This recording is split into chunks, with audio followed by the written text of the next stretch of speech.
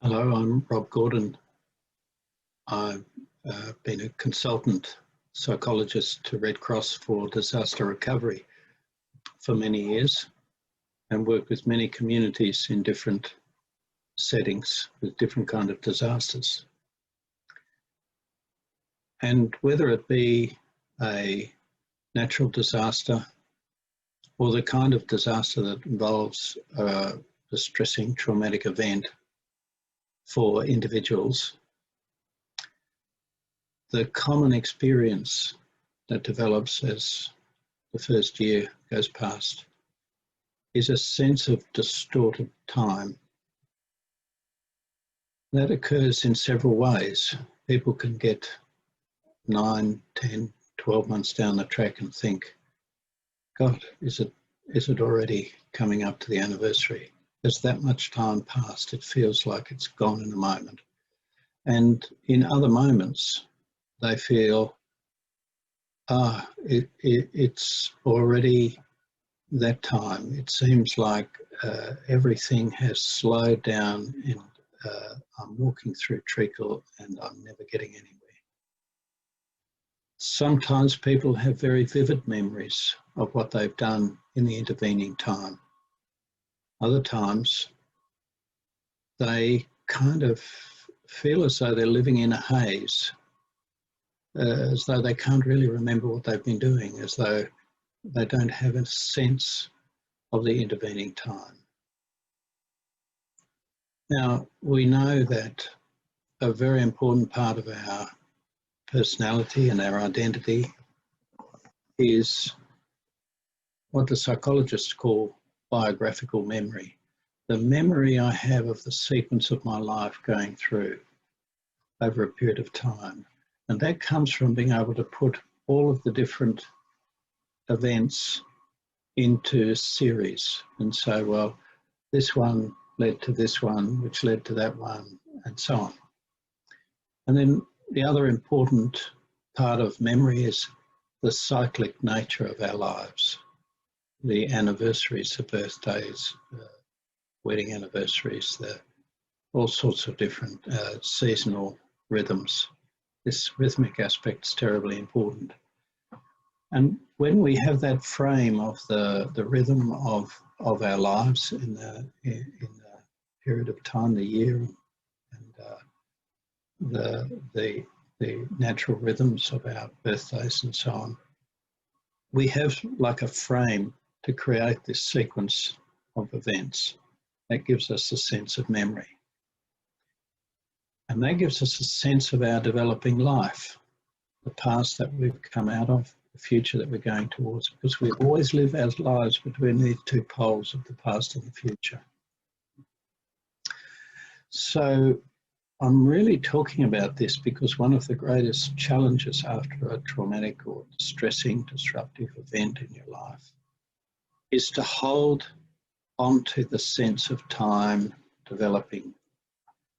And the value of that is the sense that actually, however disruptive, tragic, disturbing the actual event was, I am still moving towards the future. I still do have a sense of my life unfolding. And therefore, having this ability for time to evolve allows us to place the distressing events into a larger context.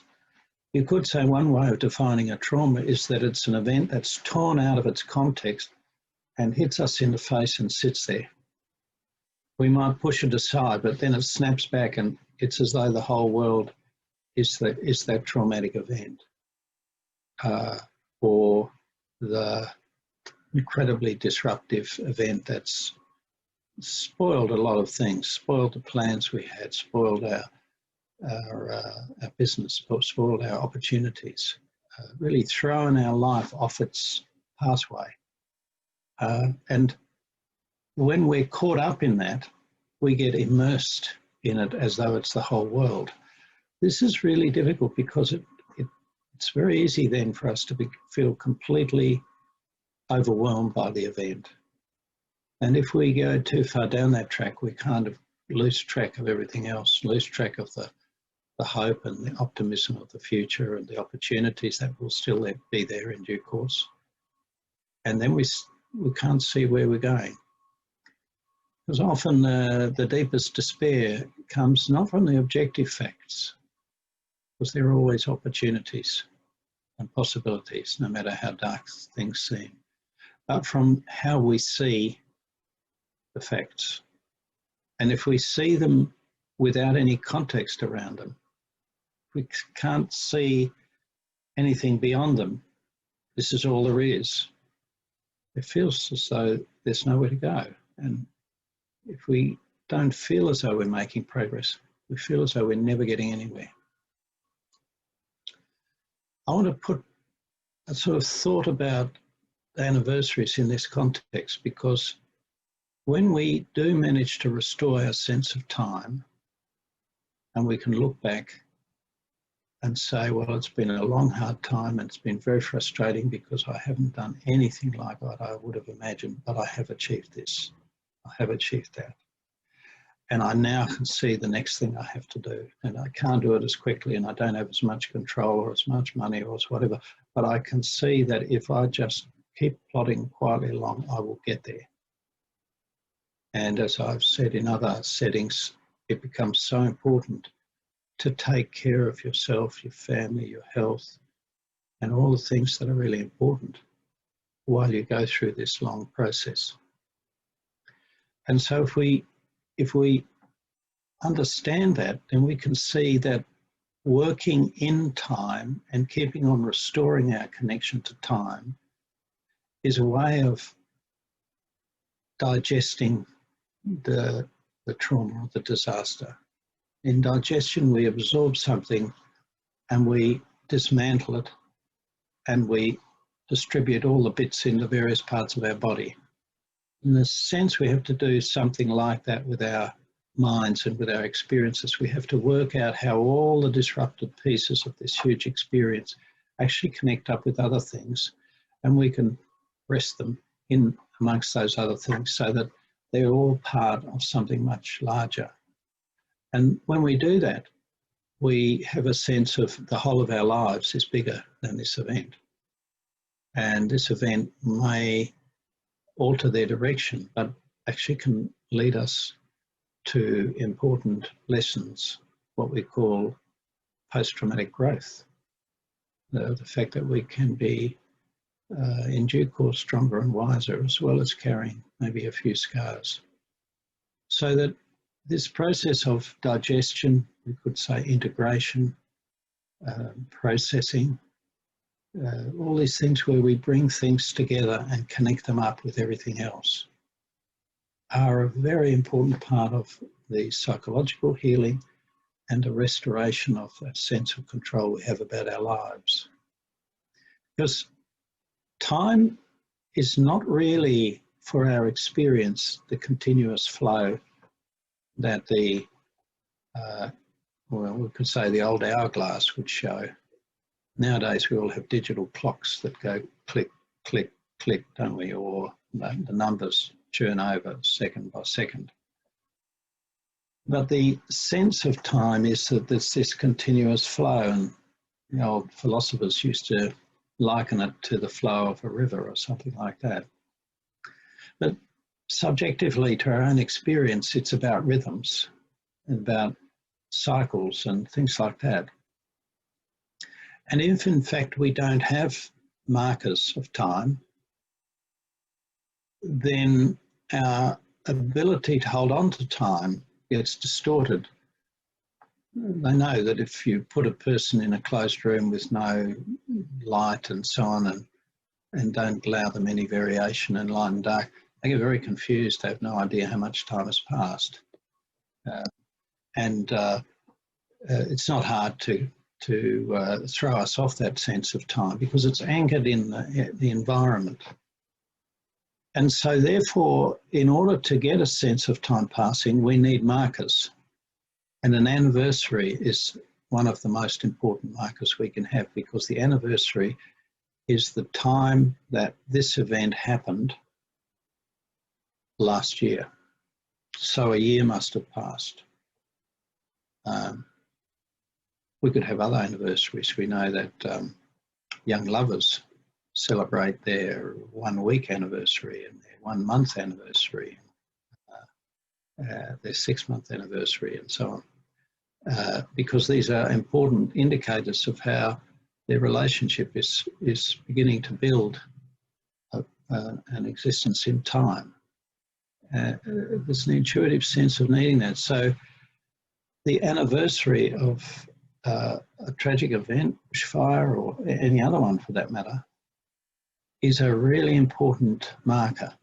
Therefore, we want to understand it and use it for therapeutic progress, for processing, for integrating, for coming to terms with, for moving through. Why is it so important? Well, it's about the meaning we give to anniversaries.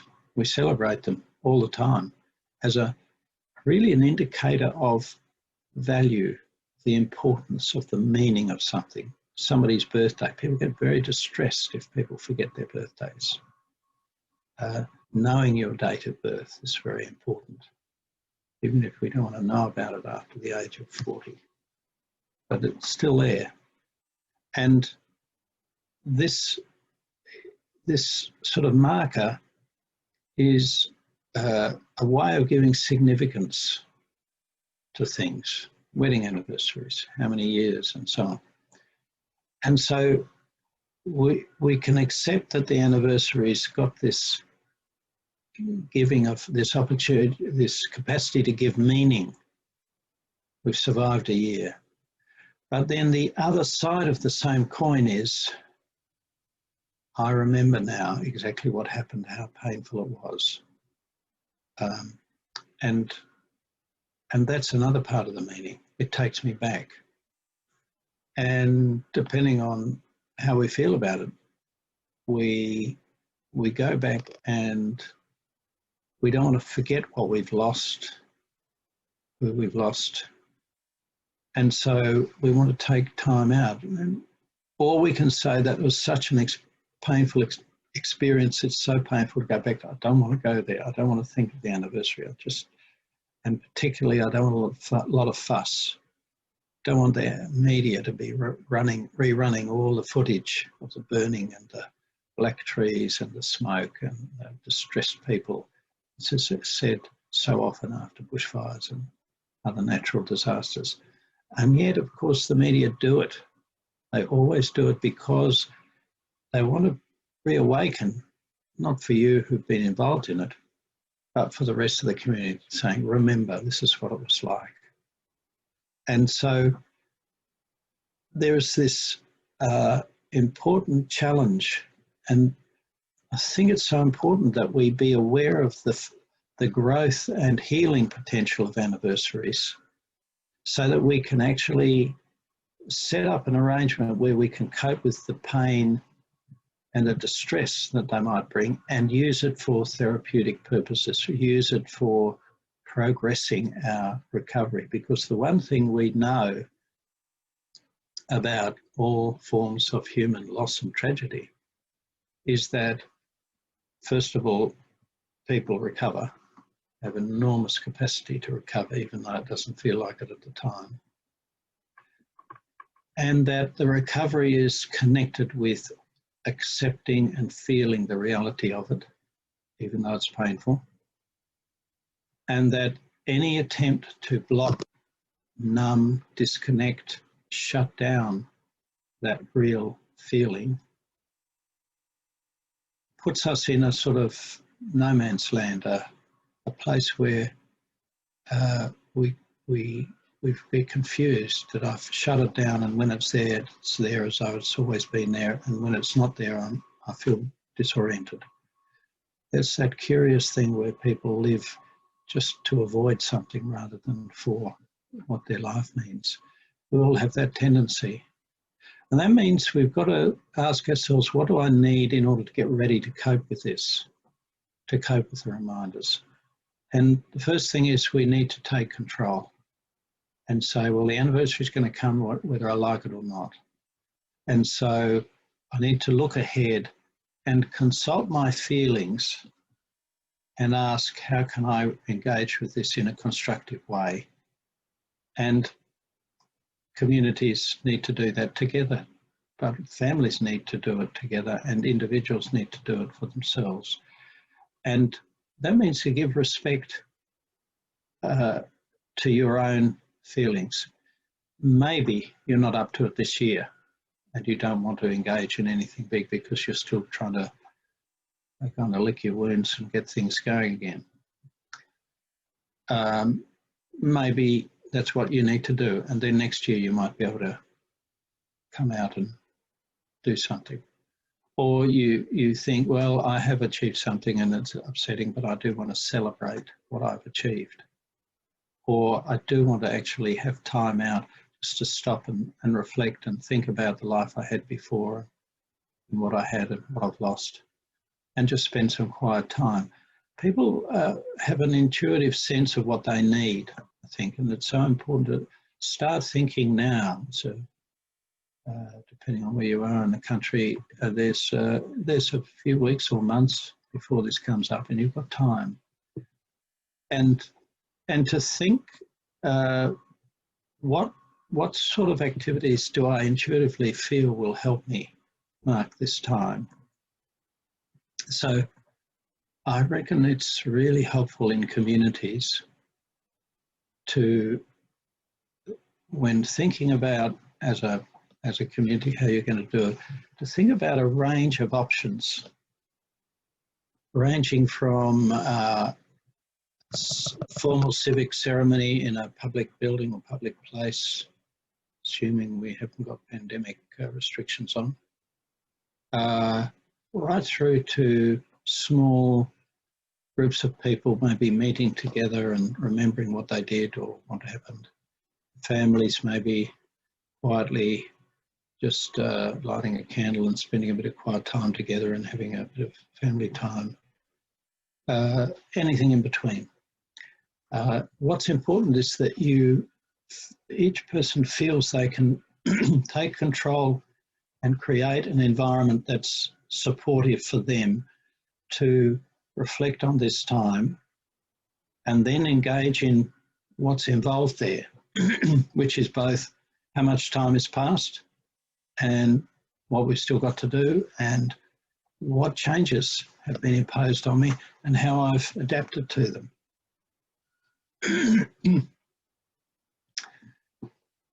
I think what's really helpful is to take the initiative about expressing feelings in a constructive way. And this is the purpose of ceremonies, rituals, symbols, which are such an important part of our lives. You know, we know that there's a deep layer of our being in all cultures that generates symbols. We generate them in dreams, but we also generate them spontaneously in any important moment. We pull things out of our experience, I don't know, a flower or a place or a piece of music or something that has associations. And this then becomes a symbol of an important experience. The symbolism of the regrowth after the fires, the little green shoots out of the black branches. These are symbols. And so I think to just ask yourself, in what way would you symbolize what you want to express about the year, this year since this event has happened? And how do you develop a symbol that expresses your feeling? Because if we can engage in a ritual of some sort or some little ceremony, even if it's as simple as putting a candle and some flowers in the middle of the table, sitting around and having I don't know, something special to eat with the family and just saying, this is our time to remember what we were doing this time last year. We were, trying to escape the flames, and now here we are. Or whatever else. It could be a ceremony in which the community gathers and people give, in my experience, the most beautiful, touching speeches that come from a very deep place. Wonderful, the dignity and depth of feeling that is spontaneously created. And in a way, you know, people will often shed tears in those moments. They'll feel very sad, but often there's a curious quality of sweetness to the sadness in that it's not out of control. That there's a frame. I'm there. I'm with people. I'm in a structure. I can confront this. I can feel my sadness, but I'm part of something bigger than the tragedy. I feel sort of lifted up, be part of a community. I remember so clearly some of the Black Saturday anniversaries I had the privilege of attending. And we can even get glimpses of it if we go to Anzac Day ceremonies, for instance. They're always moving, even though they're a long time ago. So that we're creating a container, if you like, for feeling it in a therapeutic way, feeling what it actually means. And this helps us to move through. So, you know, I think people can design a ritual. Think about what you'd like to do. Talk about it with the people you'd like to do it with. Plan it or work out how you do it. It doesn't have to be a big, complicated, but just something that you can all do easily, and not something that everyone gets nervous about and whatever, but something where people just be together and do something together. And when we do this, we actually seem to register somewhere deep down in a place that kind of gets thrown aside by all the hurly-burly of the recovery process. That's the place where we say, God, it's a year already. It feels like last week that it all happened. And on the other hand, oh my God, it feels like it's been 50 years. Have I only got through 1 year? Do I have to go on like this? You know, and this sort of distorted experience of time, it's such an important indicator of the way we're only living in a part of ourselves when we're in this intense stress state. And these symbols and rituals help us sink down into a bigger part of ourselves, so that after we've had this, we can say there's a part of me now that really knows that it's a year on.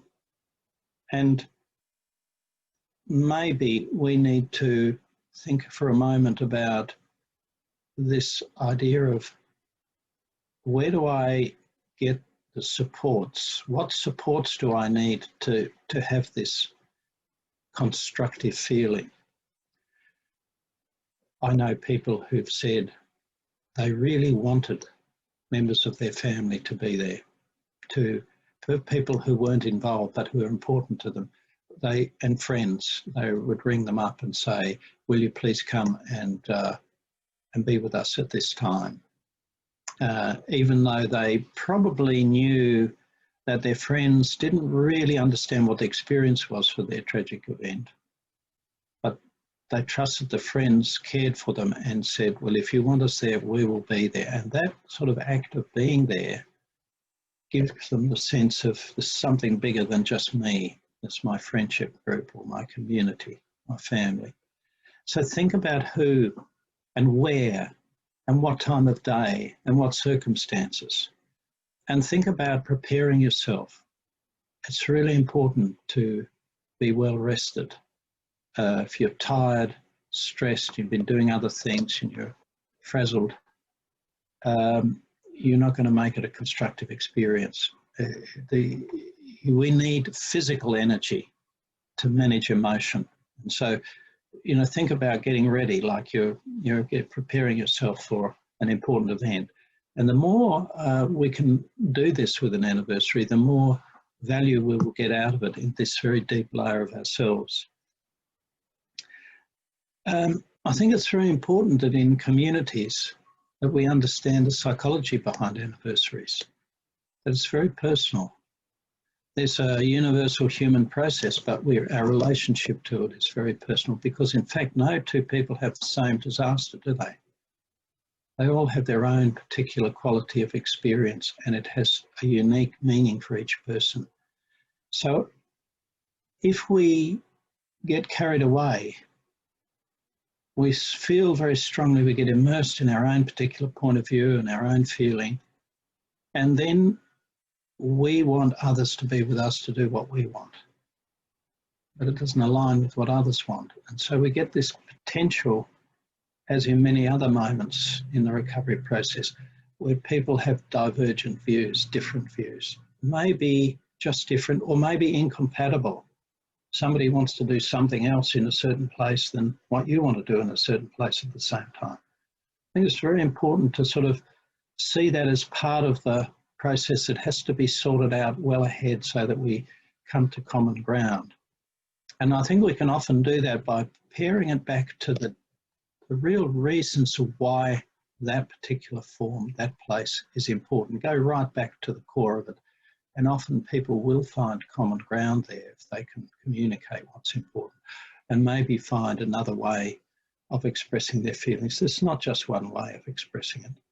But if we're clear about why we want to express a particular feeling in a particular way, we perhaps have some flexibility there.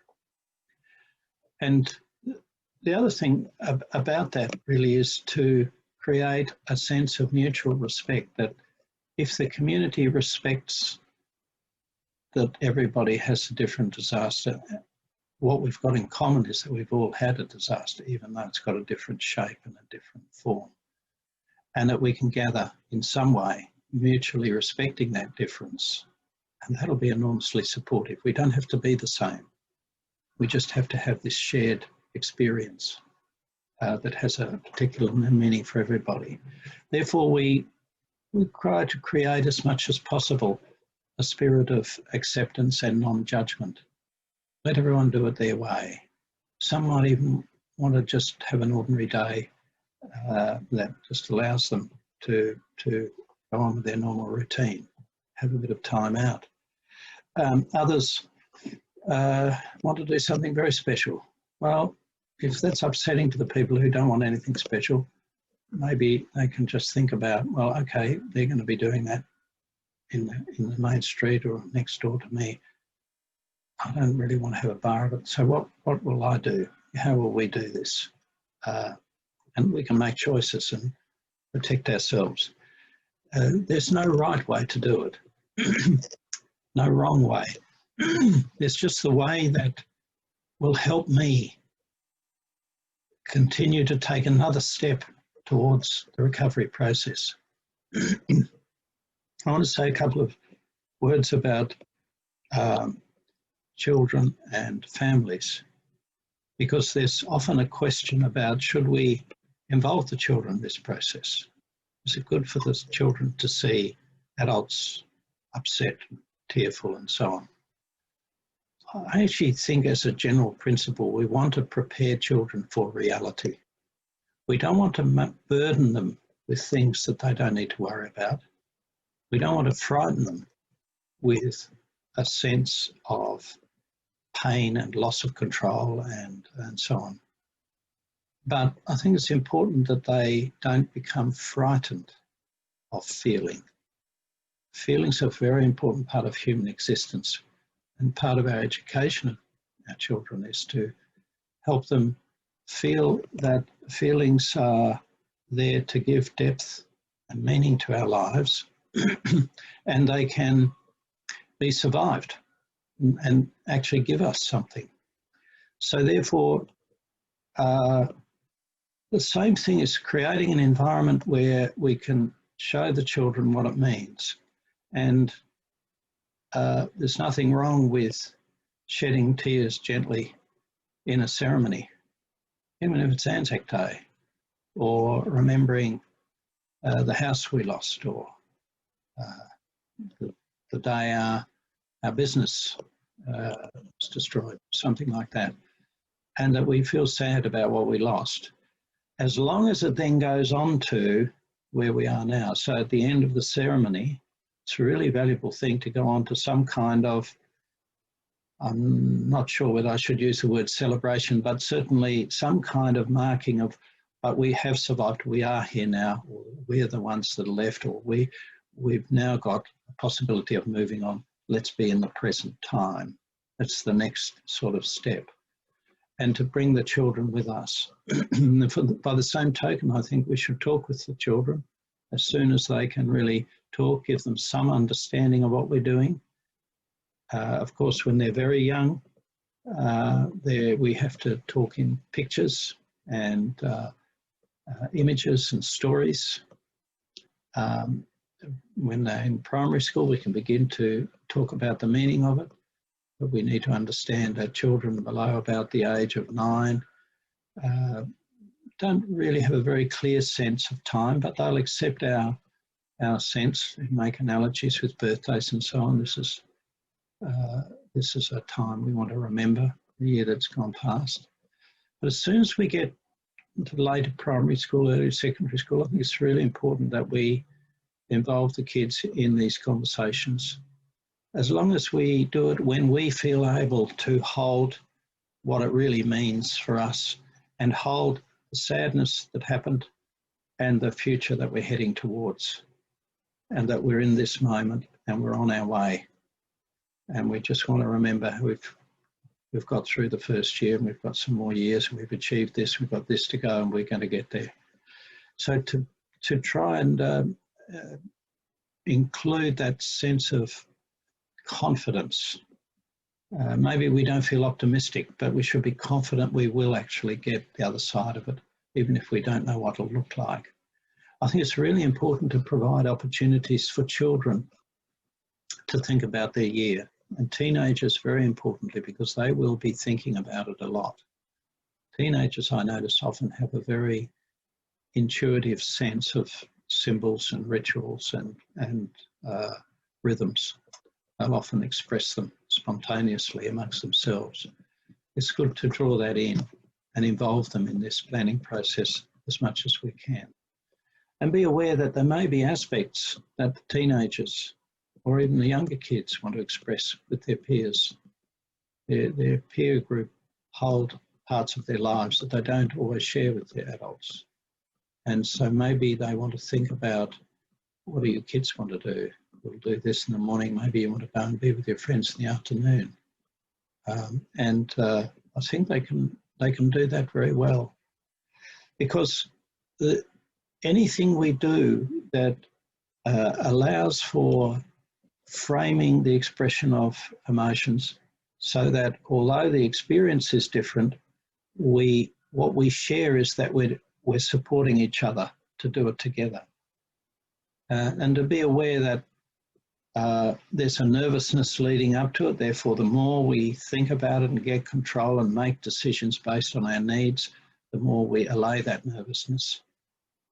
And there's perhaps often a bit of sadness and heaviness afterwards. So again, thinking about what will I need to kind of support me and maybe give me some positive feelings in the aftermath of the anniversary process. To just think about what activities and a bit of social life, or maybe just quiet time, whatever nature, whatever you feel is helpful for you. And that this confidence that the expressing of emotions in a way that allows them to be contained in something bigger. And that in that way we begin to see that actually that common saying, time heals all wounds, is wrong. Time itself doesn't heal them. It's what we do in time and with time that brings about healing. Because many people will experience a sudden eruption of a past event, maybe long past, that gets triggered and boom, it's all there, and the pain, it's as though the wound is opened as it always was. And this is a sign that this healing process, this integration, this digestion, this absorption of this painful event into our larger being that extends into the future and extends out into our community and our family and our networks has been really damaged. And so what we want to do is ensure that as time presents us with these opportunities, we can do a little bit of the healing and growing. And so a very important part of that is how we think and talk and reflect and remember. And do it with people who can remind us of things we've neglected or forgotten. Look at mementos and photographs if we're fortunate enough to have them. You know, people like to sometimes make, I don't know, scrapbooks of their memories or draw pictures or artistic forms. All of these processes engage in the healing process in time with the opportunities that time offers us. So it's not time that heals, but healing takes place in time with the opportunities that time offers us in the rhythms and sequences and routines that will be presented to us inevitably throughout our lives. And if we prepare to engage in those, each one can give us a step towards that ultimate incorporation of this event into our lives. And then we start to feel richer for it, even though we've also lost a lot as well. Thanks very much.